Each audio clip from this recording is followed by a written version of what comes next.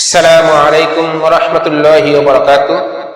প্রিয় দর্শক মণ্ডলী, আমরা যখনই দুঃখ কষ্টের মধ্যে থাকব তখনই আমরা একটা দোয়া পড়ব।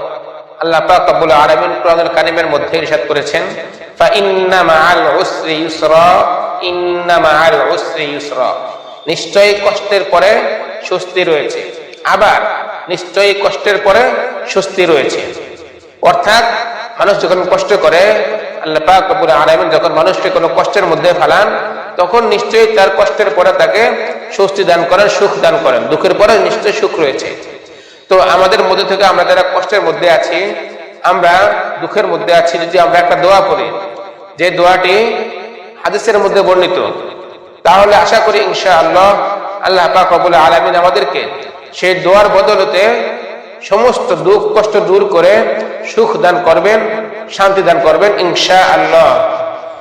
সেজন্য আমরা দোয়াটি পাঠ করব।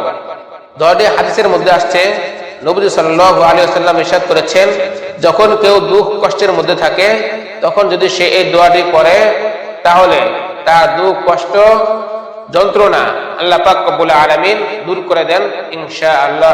দোয়াটি হলো, ইয়া হাইয়্যু ইয়া কাইয়্যুম বিরহমাতিকা নাস্তাগীথ, ইয়া হাইয়্যু ইয়া কাইয়্যুম বিরহমাতিকা নাস্তাগীথ, ইয়া হাইয়্যু ইয়া কাইয়্যুম বিরহমাতিকা নাস্তাগীথ।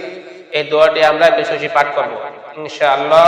আল্লাহ পাক রব্বুল আলামিন আমাদের সমস্ত হাজতকে, সমস্ত জরুরতকে এবং দুঃখ কষ্টকে দূর করে দিবেন ইনশাআল্লাহ।